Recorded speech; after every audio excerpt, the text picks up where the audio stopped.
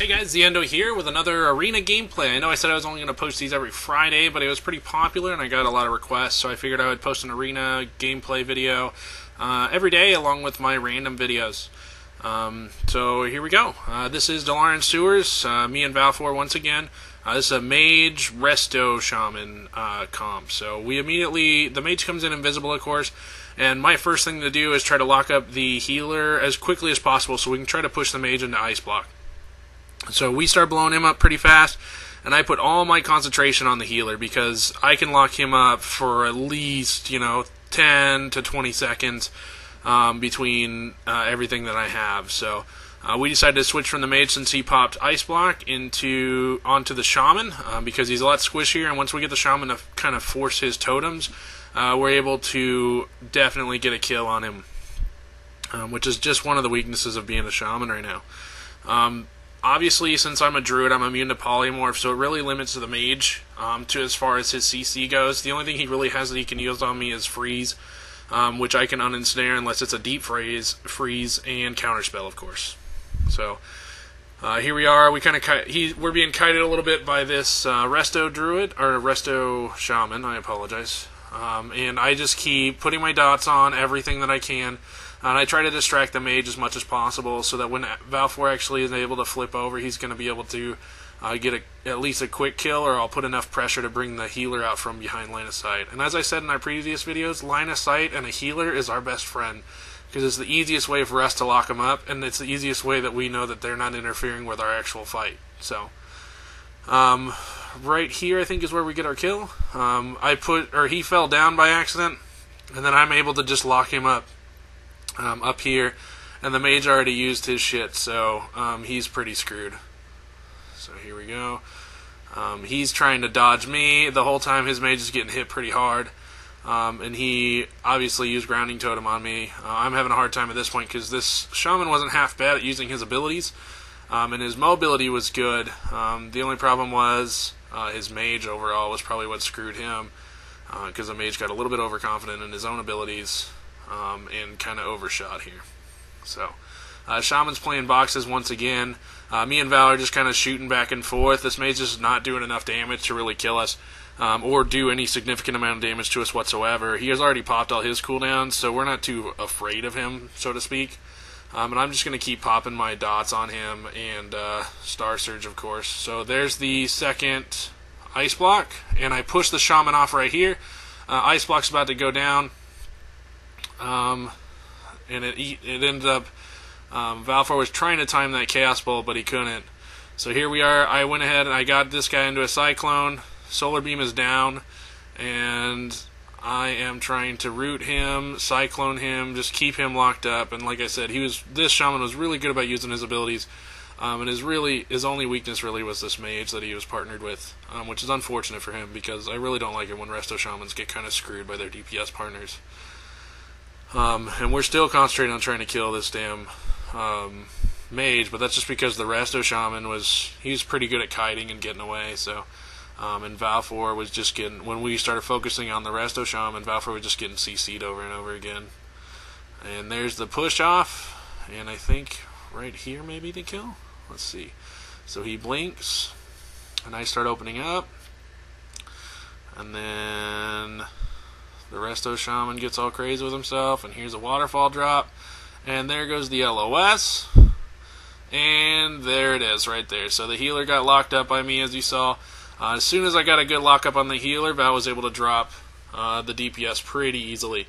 And that's normally how most of the games go, and like I said in my last video, healer DPS comps really aren't a threat for me in Valfor, just because my off-heals are pretty strong.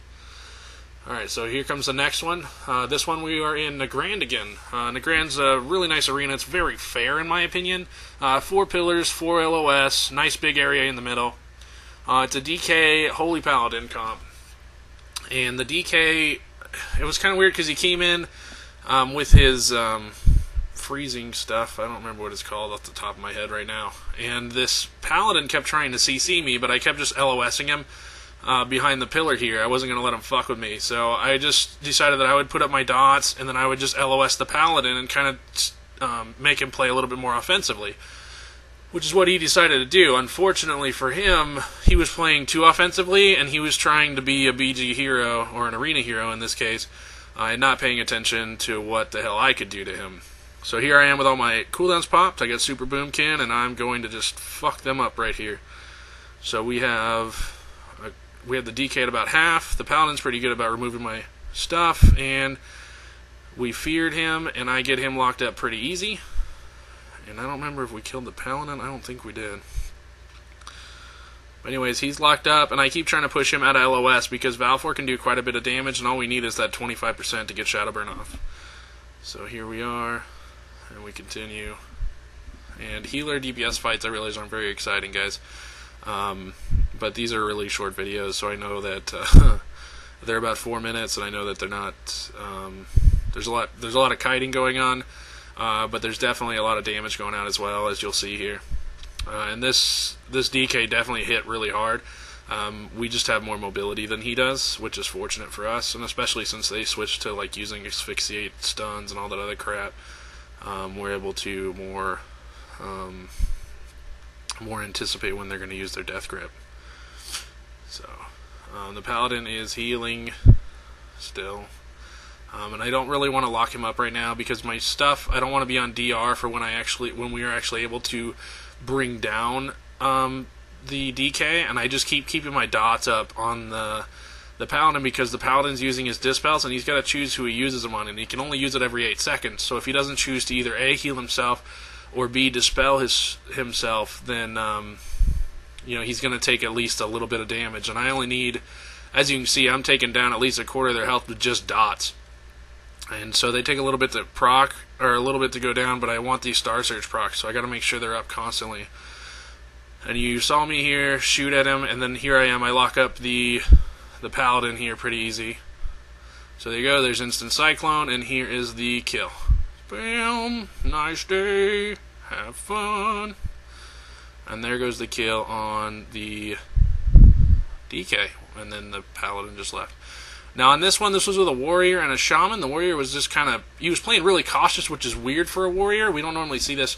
So I didn't start recording because I wasn't going to originally record this video, and I didn't start recording until about 10, 20 seconds in. He was just kind of sitting in the back over by the pillars, and he wasn't really attacking, which obviously isn't exciting. And so I kind of stopped recording, and then when I noticed that they were playing a little bit more cautious, I was hoping they would be a lot better players. So we almost got the kill here on the shaman, which is what we were hoping for, but he ended up, I think he more fell than he did jump down, and it really saved his ass. And then I had the warrior on me this whole time. Now I do have Nature's Vigil up, and I had Starfall up along with my dots ticking, so I was healing for quite a bit. So we kind of ignored the crap out of this warrior up front. Once my Nature's Vigil fell off, I had to start kiting, so you'll see me here in a minute. I just start running away, mostly because I don't want to die, and Valfor was like, get the hell out of there, dude, why are you being a retard? So I immediately start kiting and running away, and I start shooting them from above because they're all staying below. The only thing was, like, he sent his element, well, he wasn't controlling his elemental, obviously, but his elemental ended up sticking on me, so I was going to try to dot him, but before I could do anything, the warrior jumped up here, so he did decide to fight me on this pole for some reason, which I don't know what he was thinking, but my only goal here was to basically keep him off Valfor while Valfor worked the shaman, because that was going to be our easiest kill, or it was going to be our easiest way to lock up the shaman or get the shaman to feel a little bit overconfident in his own abilities and think that his warrior could take care of the rest of us. Also, if we push the shaman, he's going to push his totems and such, and we much prefer to get the shaman to use all his stuff, so then we actually do get a kill set up. It kills the individual that we're targeting. So just keep that in mind when you're fighting a healer DPS comp. The real thing that you have to worry about, the DPS is really hard, but the real thing you want to worry about is pushing the healer so that he can push his cooldowns as quickly as possible, because once his cooldowns are down, he's pretty much screwed, because all his oh shit buttons are gone. And you want to definitely do that. The only exception would be Disco Priests are really strong right now. So their oh shit button is basically pain suppression and barrier. But they can still prevent you from getting a kill with just a regular bubble. So, and those are really common right now in 2s and 3s. And Disco is really strong at the moment, which I'm happy to see, because I really do like Disco Priests. I also really like Resto Shamans, but I guess they've had their day.